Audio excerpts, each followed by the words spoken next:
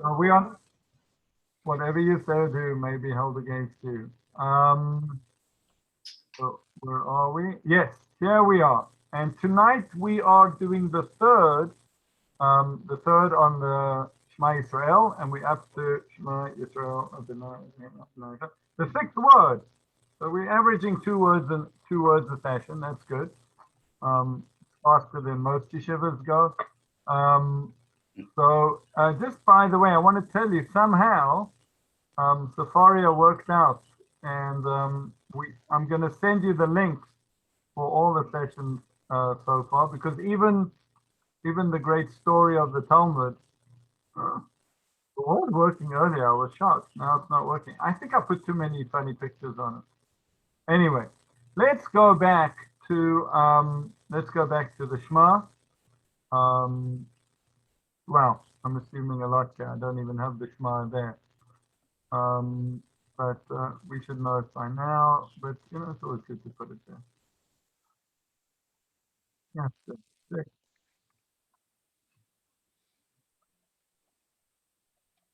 So there we are. Shema Yisrael Adonai Eloheinu Adonai Echad. And we've the first session we discussed what Shema Yisrael. Who is Yisrael over here and who is speaking? Last week we discussed Adonai Eloheinu. Tonight we're going to discuss Adonai Echad. The halacha is you shouldn't speak in the middle of the Shema. So I'm sorry that none of you have been able to speak for the last 3 weeks.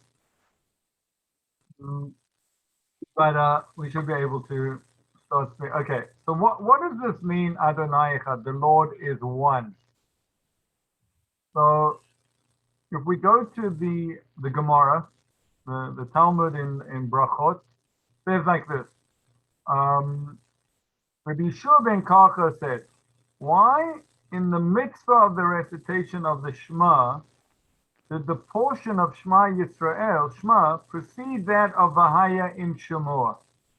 Now, we haven't gone really through it properly, but believe me when I tell you that the Shema is comprised of 3 paragraphs from the Torah, from very different places, right?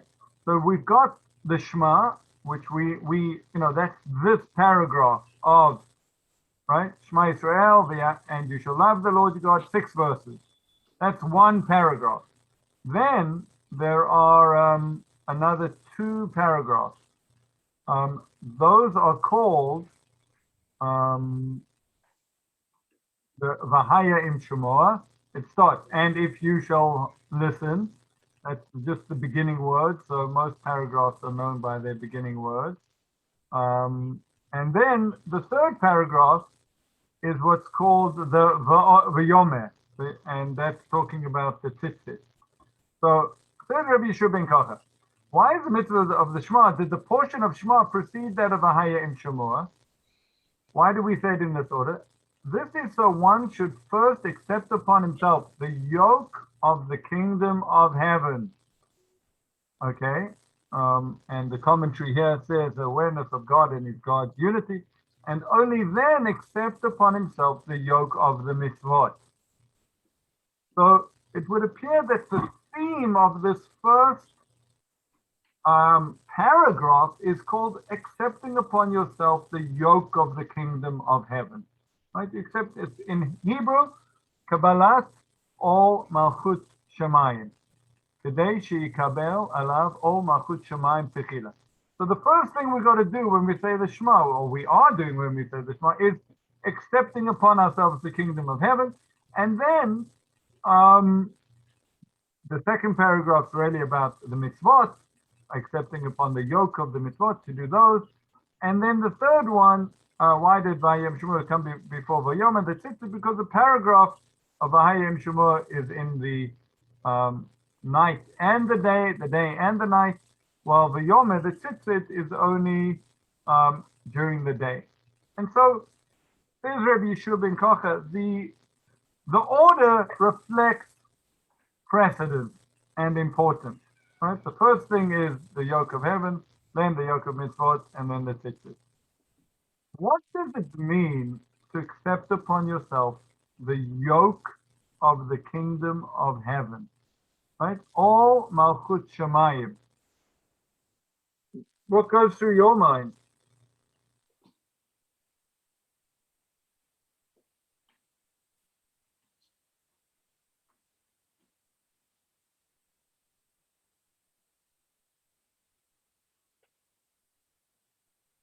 Okay.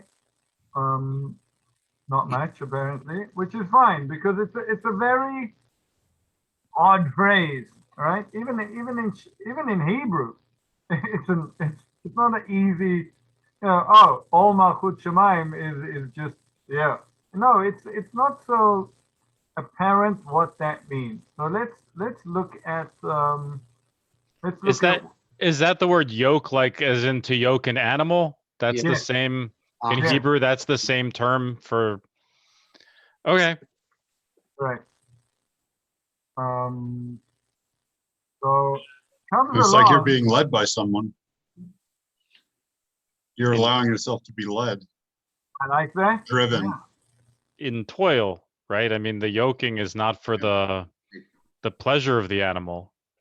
It's to extract serviceable work from it. Right. You're putting yourself in the service of the kingdom of heaven.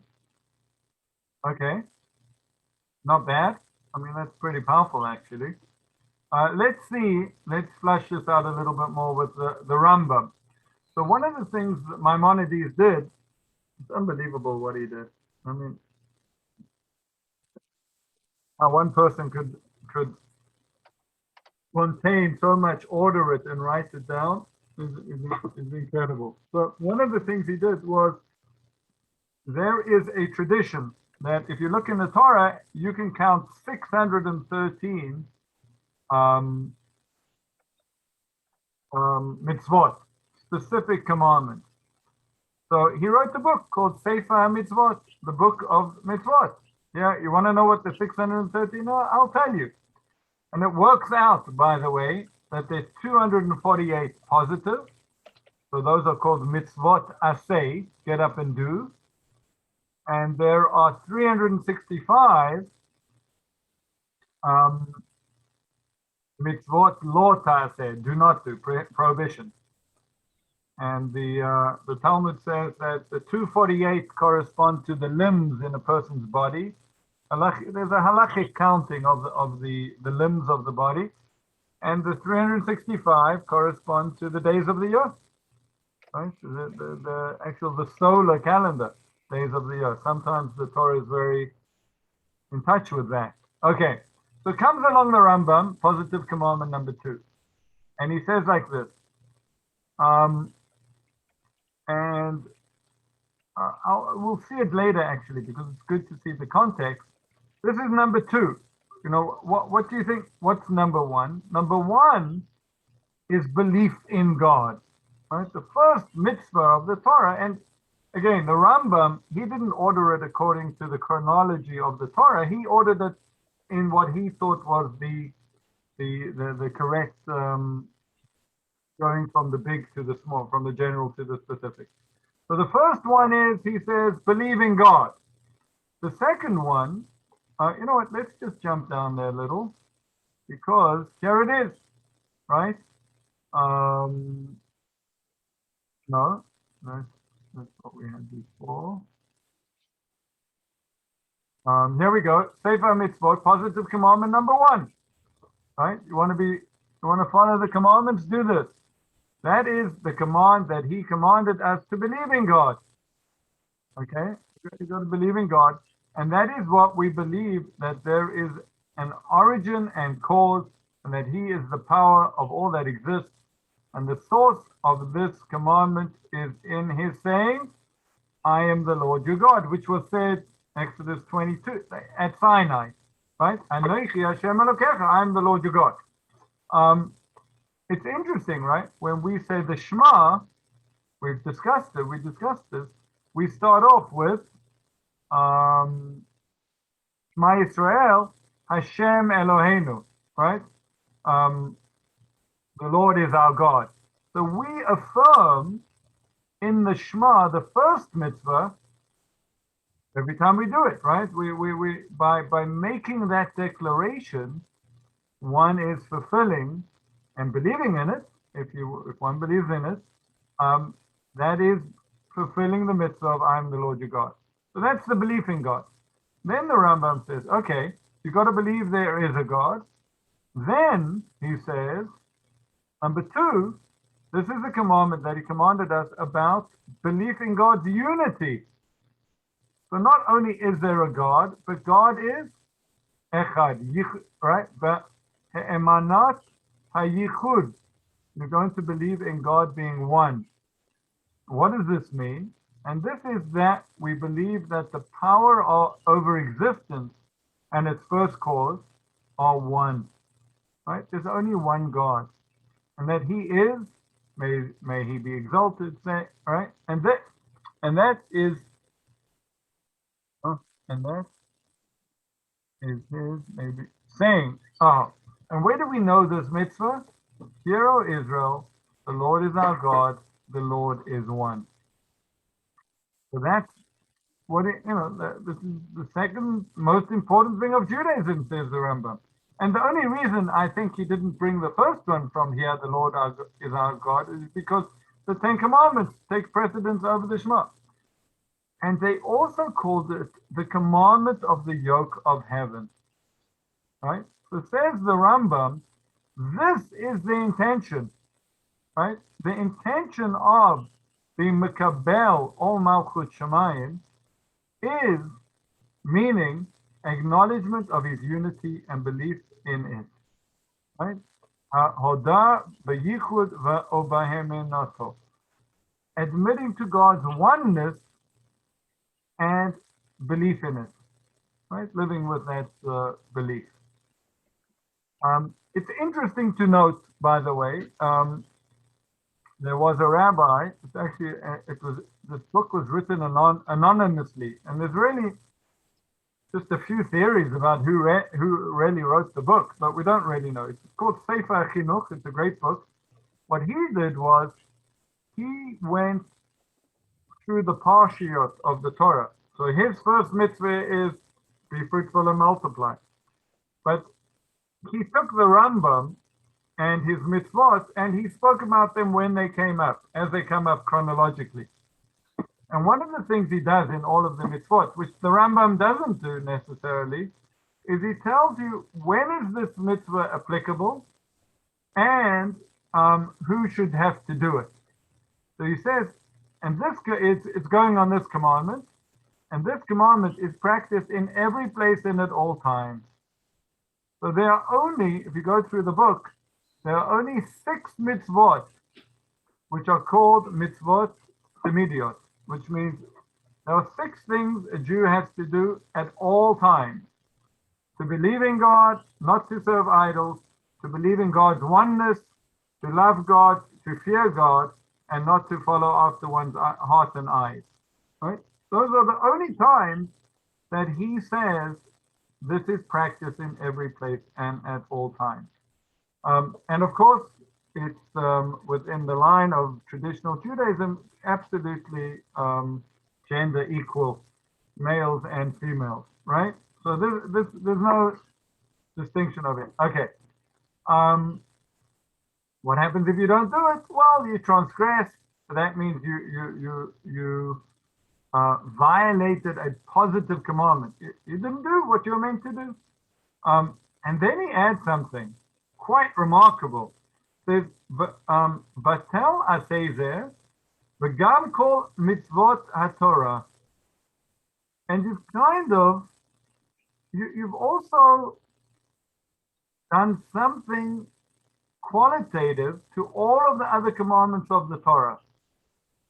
And the commentary here, by the way, that's where the Rambam ends, so or the Sefer Chinuch ends.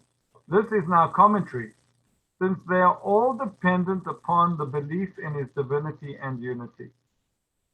So it's an amazing statement, meaning if you get this wrong, you've missed the boat, right? You missed all the other mitzvot that a person might do, you kind of missed the boat. Okay.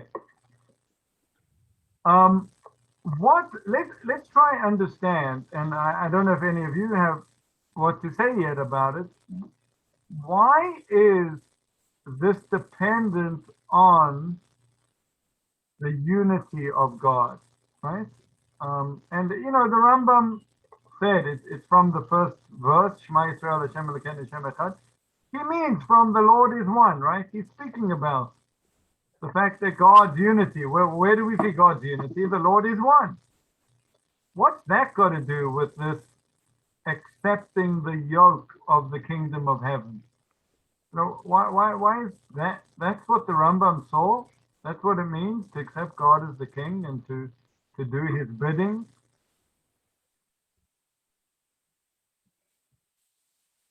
Maybe because you don't have any other options. I could, I was Egyptian, I could serve,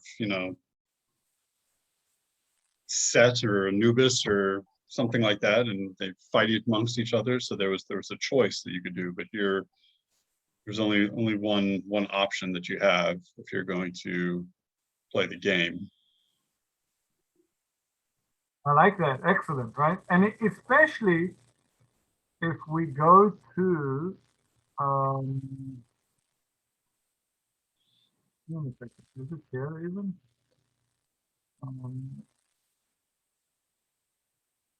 And I'm more of a forest person myself. But When we Anubis, go, right, when we go to what the Rambam said about the first mitzvah, about who is God, right? Believing in God, is that there is an origin and cause, and power of all that exists. Ilah v'siba hu po'el l'chol hanimtzeim. He's the reason for everything. It all came from him. So if you believe, well, hang on a second, there's one source, right? God is absolutely one unique source to everything that exists. So I guess that would lead one to think, well, okay, well, I'm therefore under his dominion, right? He's the king. I accept that. I accept that's the Malchot Shemi'im. It's his world. It's operating according to his rules and his desire. I can choose, I have free choice, I can choose whether or not to fit into that. But if I think logically, of course I should fit into that, because there is, like Jason's saying, I'm not left with any alternative, right? Logically, right? So it's the realization, admittance of this fact, this commitment to it, this belief in it, and then the result being, okay, well, okay, God's king. That's the heaven, right? The kingdom of heaven means God's kingdom. Okay, excellent. Let's see the Maharal of Prague. And unfortunately, this book has not been translated yet on Safaria. I'm waiting for Don to do that. But he says like this. Some other guy. He's speaking here about a king, the idea of a king in general. And I'm going to read it, the Hebrew and translate. Ki hamelech, melech is a king, hu hamekasher et malchuto ad shakol echad. The king, he combines, connects, ties together the kingdom, his kingdom, until everything is one. So the kingdom is one. Ulefikach, therefore, tzarich sheyeh melech echad. Therefore, there needs to be one king. Right? There's a phrase that he's explaining here. All right? Ein shnei melachim mishtamshim b'kesa echad. two kings can't wear one crown, right? There's got to be one king. V'lo shnei melachim. There can't be two kings. Ki eich yitkasher liyot echad al yidei shnayim. How can there be unity, right, and amongst the kingdom by two leaders, right? Someone must be the ultimate unifying force. It must, the buck stops somewhere, right? And it's got to stop with one. If it stops with two, there'll be division. Kishnayim heim muchulakim. By definition, two are divided. There's one and one. Bekaru Razal, the Gemara says, Shema Yisrael Hashem Elokeinu Hashem Echad, Kabalat Malchuto. Right? That's exactly what we saw. The Gemara says that this line of Shema Yisrael is accepting God's kingdom. Or my image, Shema Yisrael Hashem Elokeinu Hashem Echad Al Malchuto. What's one got to do with the other? Rak. I'll tell you. Ki ein achdut ela lamelech. Because the idea of oneness is synonymous with being a king, right? The king, you're one, you're king. Shuhu yachid ba'amo. The king then is the unit, is the individual in the people, right? Ba'al yado yitkasher hakol liyot klal echad.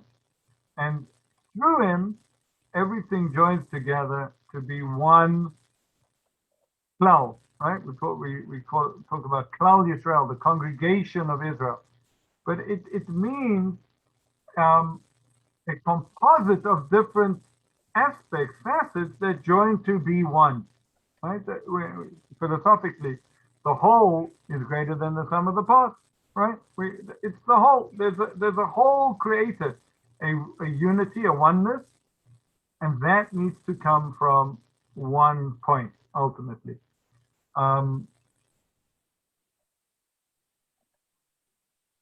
king katuv karo oto shuhu sheni lamelech Mishnah, right? The second to the king is called the Mishnah lamelech. And this word, it's an interesting word. We say Mishnah Torah.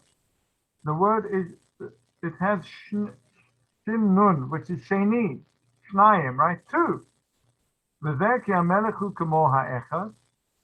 king is one, and b'mispar in number. V'hu oto acharav Sheni, and the one after him is two. He's already the second. The kach kamelam Maseches Rosh Hashanah. That's what the Gemara says. Shema Yisrael Hashem Elokeinu Hashem Echad, Hu Malchut Shlema. Right? This is the full acceptance of God's kingdom. Because this unity, oneness, is kingship. Since he is one, he's fitting for to be the king, right? And I think, I don't know, maybe you guys in the army can speak about that it's structured in such a way that there is an ultimate decision maker, right? It's the president, right? Ultimately. Is that correct? Yeah. And how was that when Trump was president? Oh. Luckily, there were lots of buffers in between.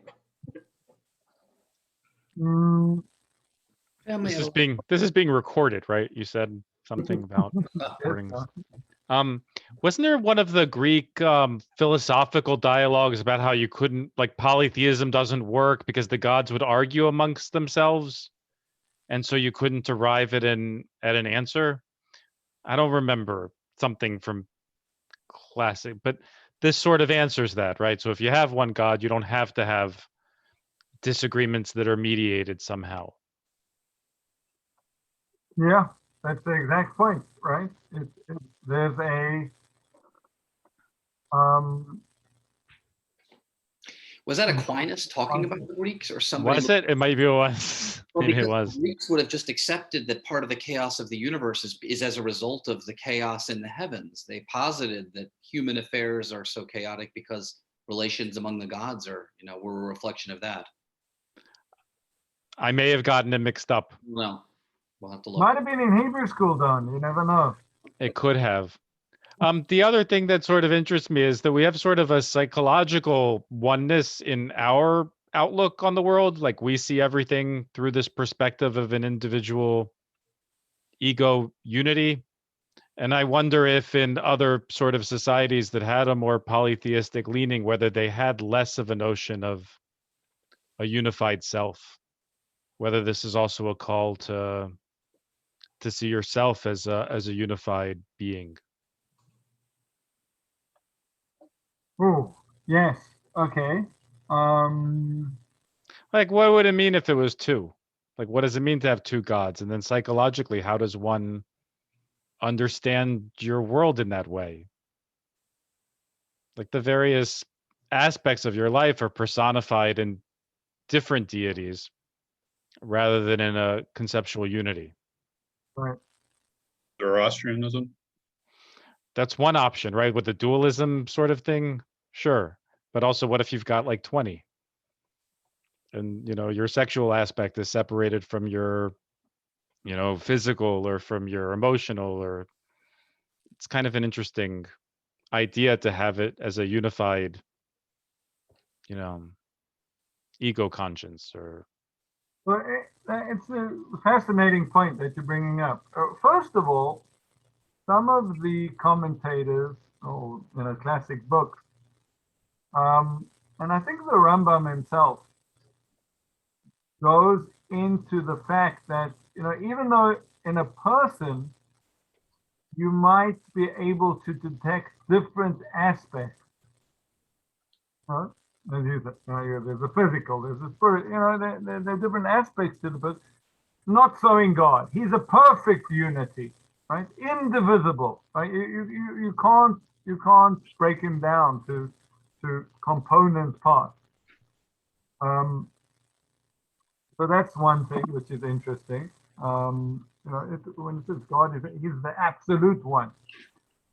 In terms of the psychology of that and finding unity within ourselves, it's very much, that's very much the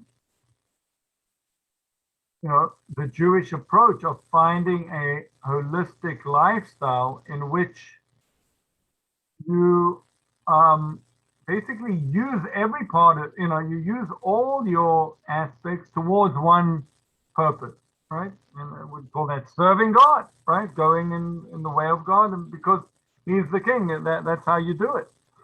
To the degree that, it says, we have in the Shema, it says, you should love God b'chol levavchem, right? Love God with all your heart.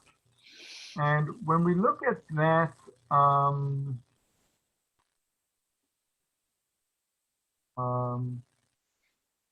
we are doing the Shema. Sorry, I completely spaced that for a second. So we're doing the 10 Commandments. So we'll see this in lesson number, could be coming up next week if we get through tonight.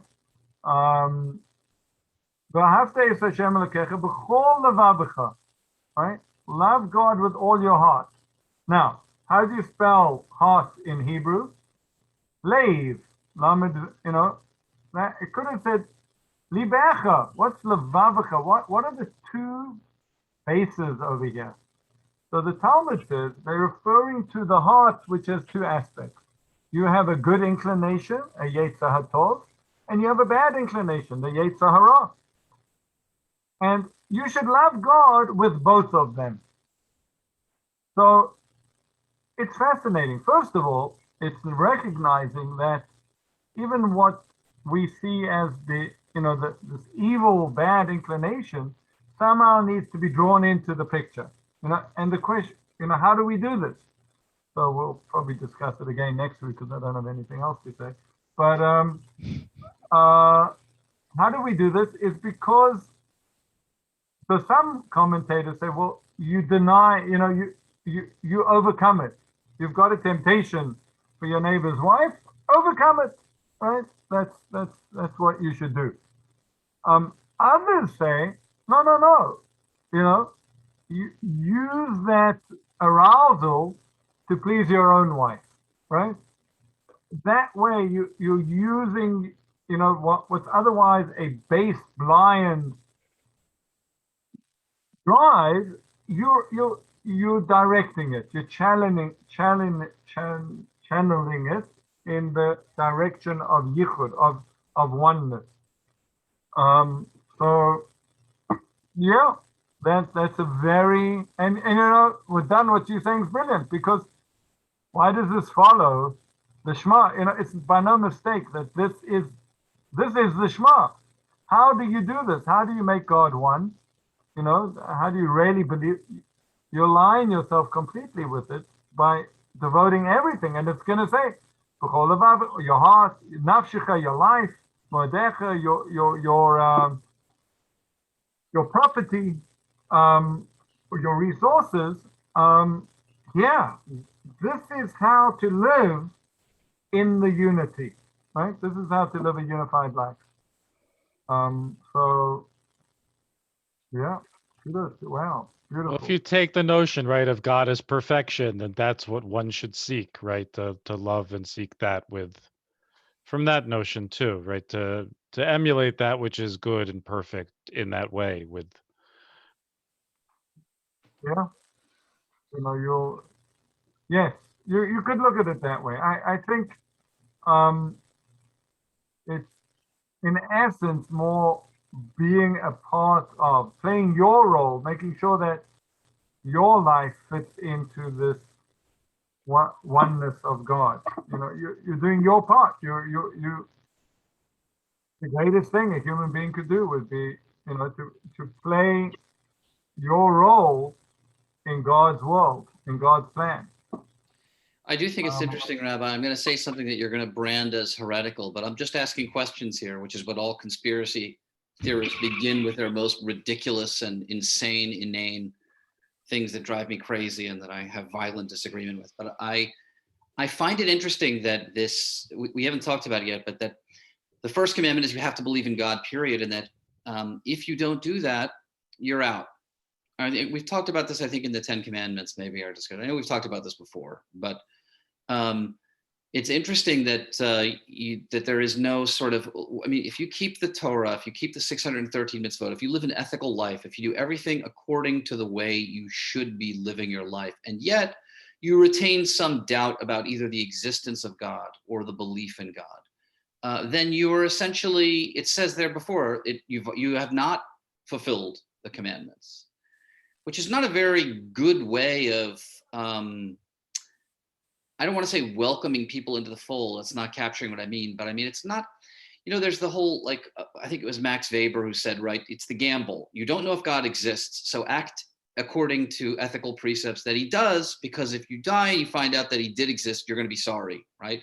So the smart play is to act in your life as though God exists, right? That's one kind of approach. But this sort of this, we're getting into this sort of beyond just the unity, just the fundamental aspect is that you have to believe, number one, and if you don't, the rest is it's moot. Yeah, I would compare it to sticking a plug into a socket, right? Like, are you connected or are you not? So this, there's a very interesting rabbi in Israel. His name's David Aaron. He's taken a very Kabbalistic approach to Judaism, and he does a lot of teaching in English, and he's good. He's got a few videos. You can look him up. Right now. And he wrote a book called The God Empowered Life. Right? It's a nice, I think I actually have it, do I? The God Empowered Life. And, and look, I don't think I've read the whole book, but, to me, that's a good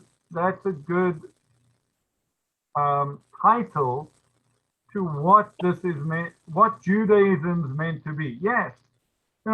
Just by the way, Gil, so you shouldn't feel too bad about things. There are many sources. I'm asking for a friend that's named Bill, and he lives very close by. It's not me. I'm asking for someone else. I understand. So tell your friend, that no, you should for sure go with that if that's all you can do, but don't stop there. There are many sources that say, God never holds back any reward. There's even one crazy source that says, as it were, God speaking, and it says, alavai, they would forget me and just keep my Torah.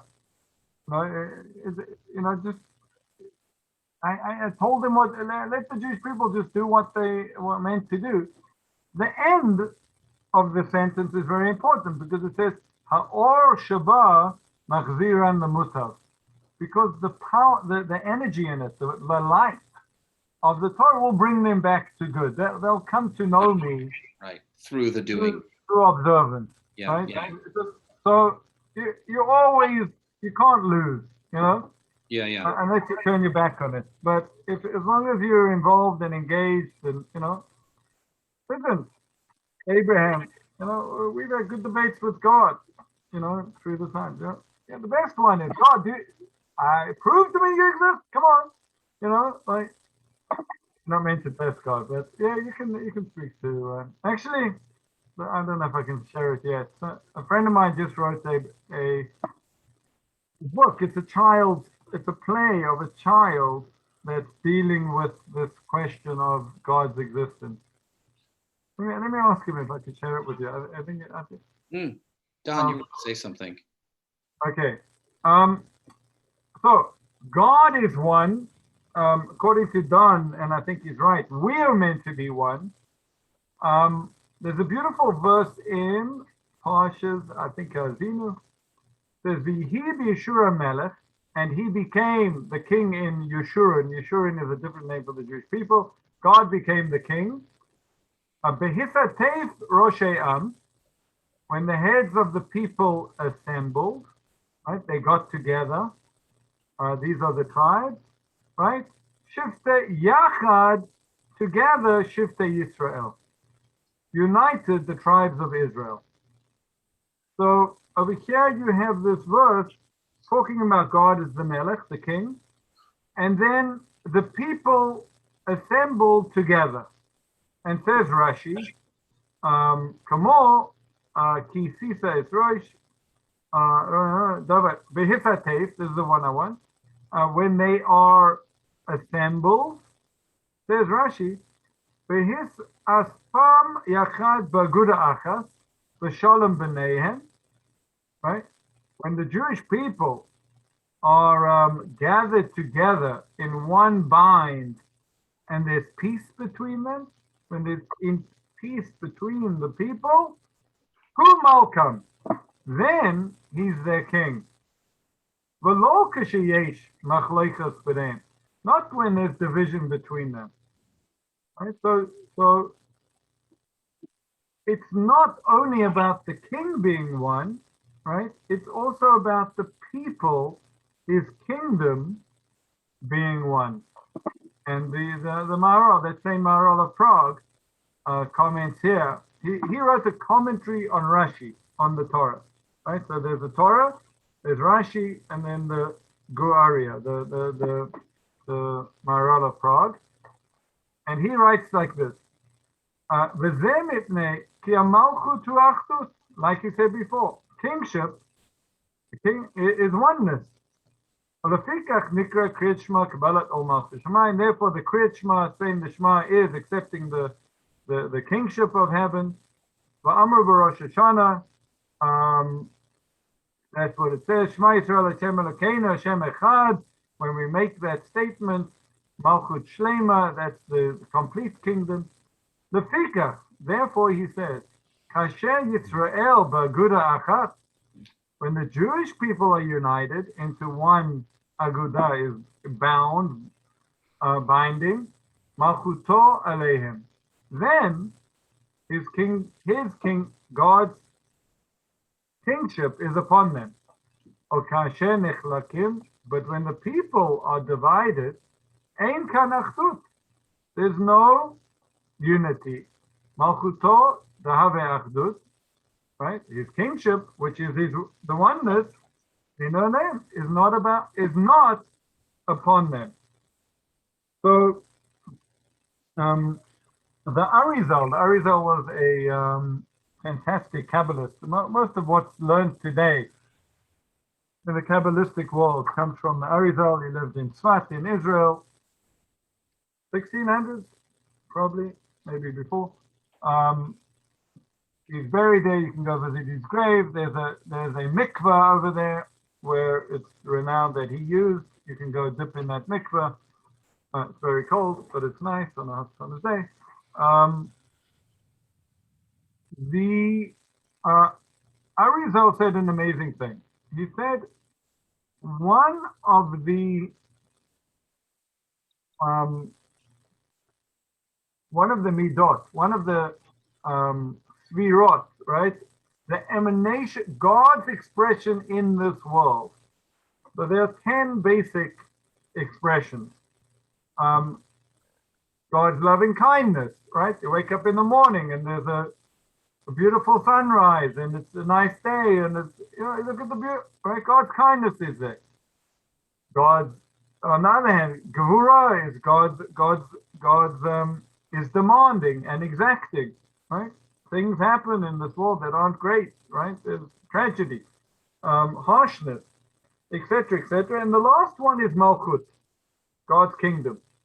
And that's, right, it's kind of like all resting on that point. And he says another name for the Malchut is Kal Yisrael, right? I think Knesset Yisrael. The Jewish people as a whole is synonymous with God's Malchut, with God being the king. Why? And this really goes to what the Talmud says many times. Ein Malchut v'lo am. There's no such thing as a king without a people, right? Alone need to be the king, right? It's right. There's no such thing as a king without a people. The people are a reflection of their king. So the Malchut really kind of is this combination, this oneness, that this one king is able to unite the people under him to create a unity. That's when you have true Malchut. That's when you have true kingship.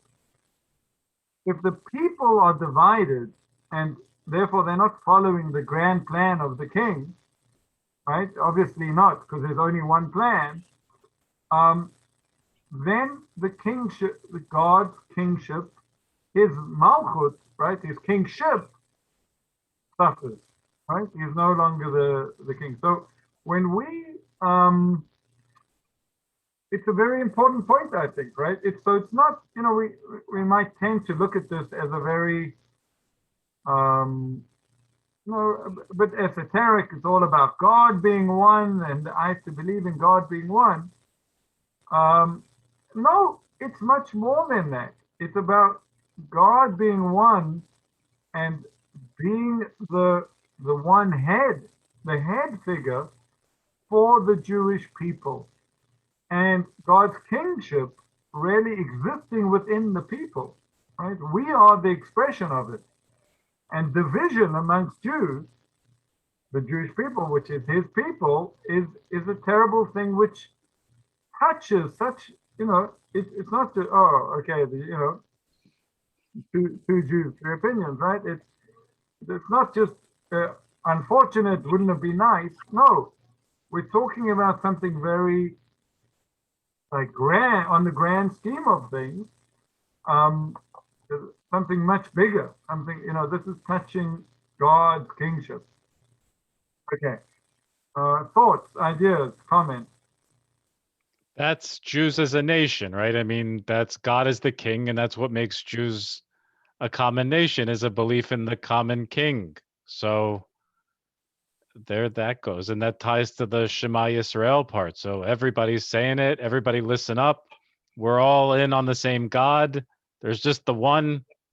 Like Jason said, you could pick this one or that one if we were in one of these other religions. So we're not all necessarily on the same page or tied into the same purpose. Whereas here we're sort of declaring, not sort of, we are declaring that we're all on the same page. Right. You know, again, excellent, right? So the Shema Yisrael, that's all of us, right? And then I think we discussed that when we spoke about the names Yaakov, Yisrael.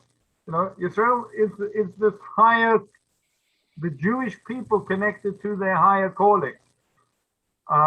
What is that? Hashem Elokeinu, Hashem Echad.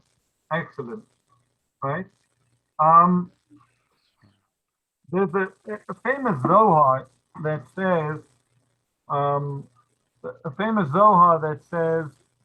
Kutchebrichu Doraisa v'Yisrael, or Yisrael v'Oraisa Chadhu, which means the Holy One God, the Jewish people, and the Torah are one. Right? They're all one. So, you know, what does that mean? What are you, separate entities? No, but I think it's this point, is that when the Jewish people with the Torah is an interesting way to describe it, right? It's the guide to living with God's oneness, right? It's the way to tap into God's oneness. So when the Jewish people have that Torah, which is the instruction of how to live with God's oneness, to follow his plan, God, it's one. That unity then happens, right? And you gave the example of Jews arguing, and I don't think that's the relevant one. For example, that's fine, but you couldn't imagine, or you'd have a much harder time thinking of two Jews physically fighting or killing each other. Or like when you hear stories about that too, in the founding of Israel, when there were these internecine conflicts, it's really sort of terrible in a way that it resonates in a way that it sort of violates this fundamental notion of a common nationhood. Right. Yeah, and again, yeah, a good point. You know, that it says in it's a very nice. Let's look at it. If I can. I was going to ask again, what is does it matter what the dissension is about? What does that paragraph say about the dissension itself? Because like Don is saying, if you're going to argue, I mean, if you want to argue about things, that's one thing. But if you want to argue about whether God is one or whether he has sort of supremacy over everything else, that's another thing, right? So what if Jews are arguing about something, some esoteric pointer? I mean, yeah, dissension can't be argument anyway, because the whole sort of Talmudic, the Chavrusa is all about argument and debate and sort of disagreement over, it's disagreement over serious stuff, over halacha and things like that. So here we go. This is what we need. Here is the Mishnah. In the Mishnah, there is a tractate called Avot, Fathers, the Ethics of the Fathers. And if you Google a debate for the sake of heaven, you'll get to 517.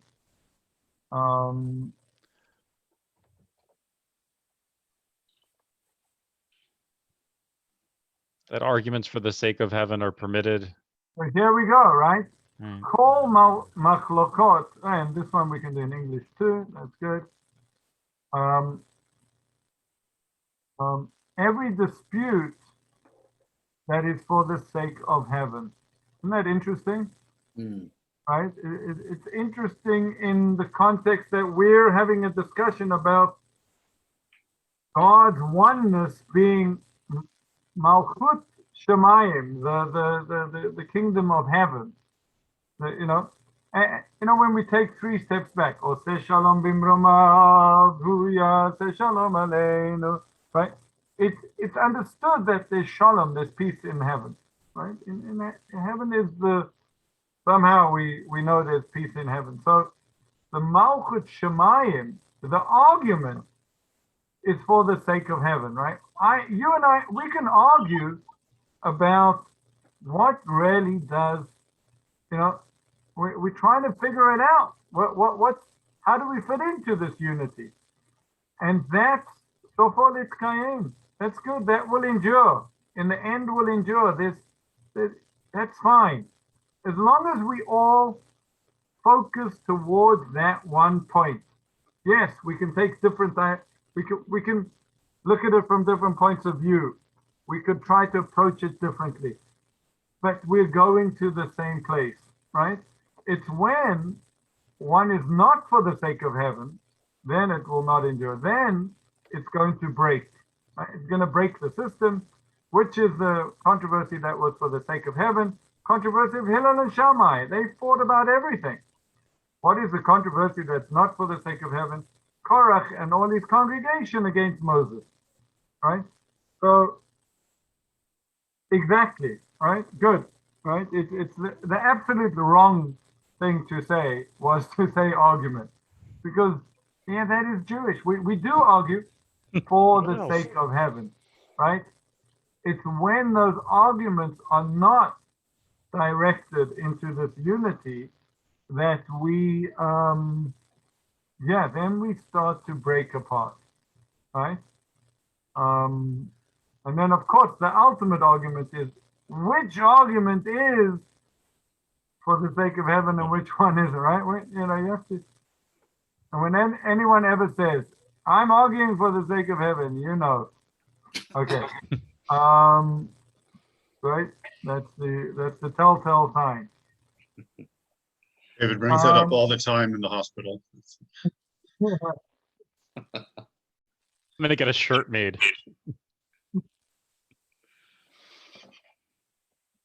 Okay, so gents, we have a little bit more, but it's a little okay. It kind of, to me, it really relates to what we're saying and kind of gives it another dimension. The verse says that in Genesis, Jacob is leaving Israel, and it says he came upon a certain place, and he stopped there for the night, and this is when he had his dream. And in the Hebrew, the Hebrew is v'yifka b'makom. He came up a place about the place, right? And it seems to be it's strange that the Torah, which is normally telling us all different names of places, this is just b'makom. And the Midrash, Bereshit, there's a Midrash, says it means God, right? So look at the Midrash here. I'm sorry, it's not in English. Let me just check it's not. This is such a cool app. Even in my little book here, I can just press on it, and then up here, I can just make sure I'm in the. No, so it's not in the English yet. So Rav Huna b'Shem Rav Ami, Ama. So Rav Huna had a tradition from Rav Ami. Mitnei ma machin metkanin shemo shel HaKadosh Baruch Hu v'korin oto makom. Why do we call God makom, the place? Right? I don't know if any of you are familiar with the traditional blessing at a house of mourning, a shiva. Hamakom yenachem etchem b'toch shah avelei tzion Yerushalayim. Right? Hamakom means the place, right? And it's a strange name to call God, but he says a beautiful thing. Shuhu makomo shel olam ve'en olamo makomo. Right? He is the place of the world, and the world is not his place. Mihad Diksev, it says Hine makom iti. Right? And that's also another play on words when Moses is going up on the mountain into the cleft of the rock. God says there's makom with me, meaning, and we have a Kadosh Baruch Hu makomo shel olam. God is the place of the world, ve'en olamo makomo, and the world is not his place. And think the simple understanding of that is like the Rambam said before, right? If God is the one source of all existence, he's the only essential existing being, and everything else had to come about through his creation, through his will. Well, where is everything? Where something is what contains it, right? Where you are is important because it's what's containing you, it's what's holding you. What's holding all of creation, what's holding everything, our world, is God, right? So that goes back to me, it adds to a dimension of understanding to God's oneness. What does that mean? That we have one creator, one, it means, yeah, the energy of this world is his, right? It was a rabbi that started off in Europe, landed up in Bnei Brak, Rabbi Dessler, and he gave the parable of the of a projector. He said, you've got a projector on a screen, and the way it works is that there's a light and there's film, or nowadays it's electronic, and it projects the image on a screen, and you're watching the screen, and you've got actors and people, and they seem pretty real. They're pretty much there. What happens if the light in the projector would go out? Would the people on the screen die? No, they just cease to exist, right? So he said that's how we should think about God, right? God is the light of the world. He's giving. We're on the screen. We're little, actors on God's screen. He's the light giving us this existence. The question of Kabalat, all Malchot Shemi'im, accepting on ourselves that we should go with God's plan, right? Accepting that the yoke upon ourselves is really an acknowledgement of all these, of that fact. Well, what do you mean? I'm gonna like run off the screen? Like, well, we have this amazing thing called free will, but really? Is that what we're gonna do? So that's what I think this all means. Good. Questions, comments, alternate speeches, jokes. 7-mile tea for a good night's sleep.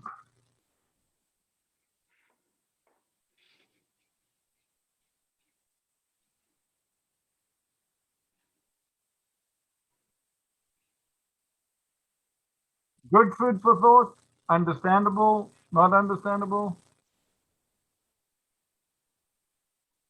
Yeah, pretty understandable. Yeah. Sort of one thought was, these things initially were laid down when there was no sort of executive power in the Jewish people, right? There was no king or anything like that. And then there was for a few hundreds of years, and then there wasn't again. And some of these times were written, things were written when there was and when there wasn't a king or an actual nation that was both political in addition to being religious. Mm-hmm. And I was wondering if you knew if these sort of thoughts about these things had sort of changed over those times. We now have Israel, but that's a very, very recent thing. For almost 2,000 years, we had nothing that was sort of a political entity. And so the unity of the nation was truly a unity based on acceptance of this creed, as opposed to, when Herod was running around, or some of these other kings, and Rehoboam or whatever, and then there was an actual nation that was there that was political in addition to being religious. I remember being taught that God didn't want to give the Jews a king, that they asked for a king, and he's like, "No, you don't want that." Do I have that No. right? Yes. Yes, if you look in the book of Samuel, Mullah Navi, quite near the beginning.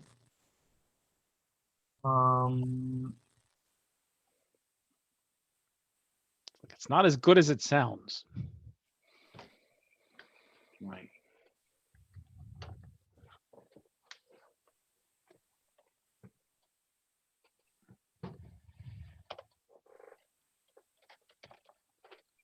Yeah, the first king was not a good king. Saul, right, was not a good king.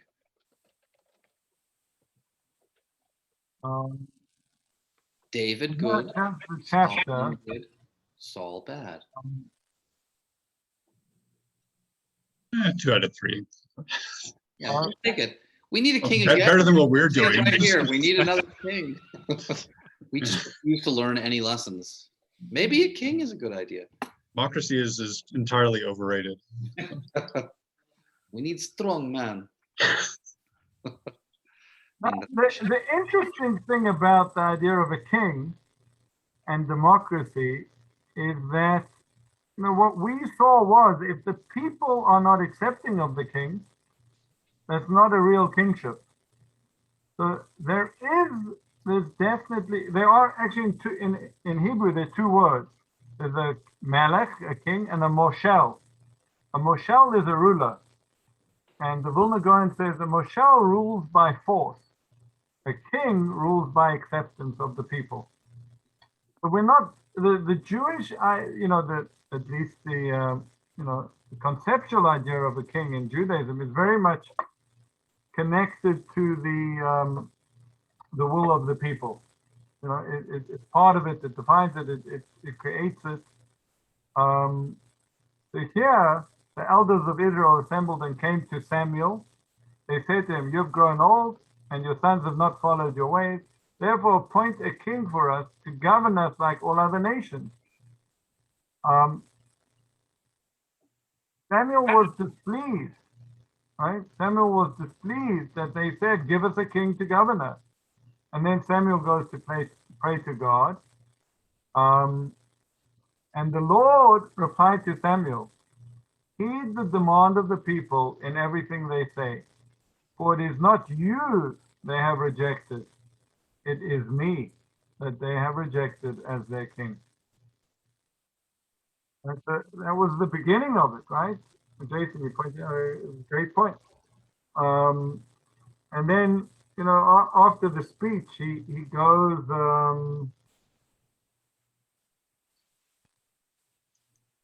back to the people and he just rips into them. And he's going to say, the king's going to rule over you. He's going to take your sons and appoint them as charioteers and horsemen. And, you're going to have a ruler, right? And,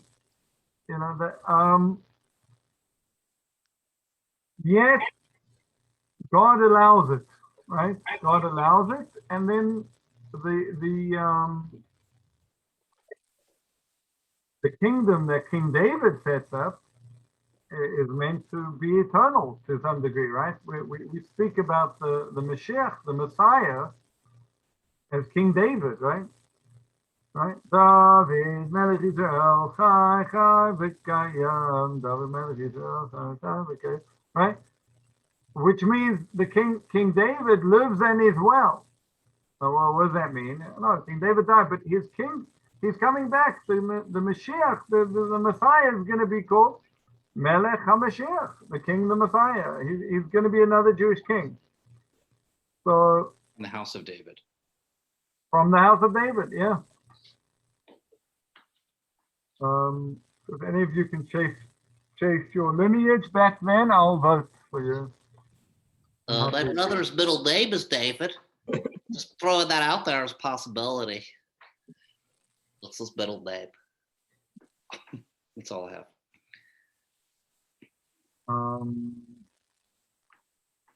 All right, James. Good. So thank you, and we'll have a great week.